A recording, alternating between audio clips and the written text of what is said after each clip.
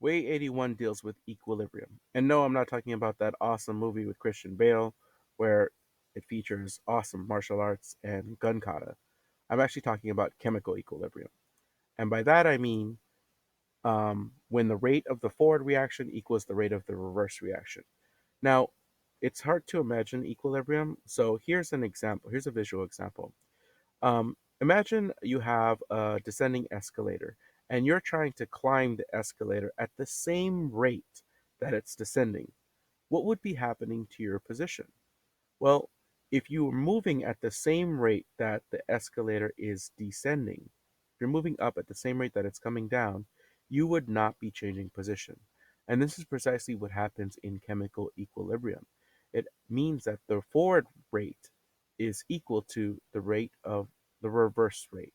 So nothing is actually happening in the equilibrium, meaning that the concentrations aren't actually changing of the reactants and products because the forward rate and the reverse rate are the same. It's as if you're climbing an escalator at the same rate that it's descending. Your position doesn't change. So the concentrations also stay constant. So the important thing to remember here is that chemical equilibrium occurs when the forward reaction occurs at the same rate as the reverse reaction. So the concentration of reactants and products wouldn't actually be changing because you're going in the same rate as the forward. Sorry, the forward rate is happening at the same rate as the reverse rate.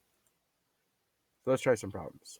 At equilibrium, an equilibrium system in a sealed rigid container is represented by the equation below. Carbon monoxide gas plus H2O is in equilibrium with carbon dioxide plus hydrogen gas. Compare the rate of the forward reaction to the rate of the reverse reaction at equilibrium. Well, if you know that a reaction is at equilibrium, it means that the forward rate and the reverse rate have to be the same.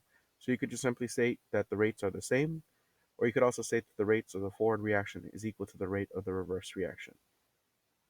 So that's what equilibrium is. That's the definition. When a reversible reaction is at equilibrium, the concentration of products and the concentration of reactants must be, well, just like you trying to climb an escalator at the same rate that it's descending, your position wouldn't change.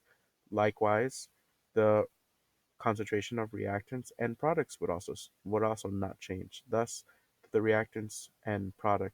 concentration of reactants and products would be constant. So choice 3 is correct. Remember, the forward and reverse rates are equal at equilibrium, meaning that the concentration of products and the concentration of reactants remains the same.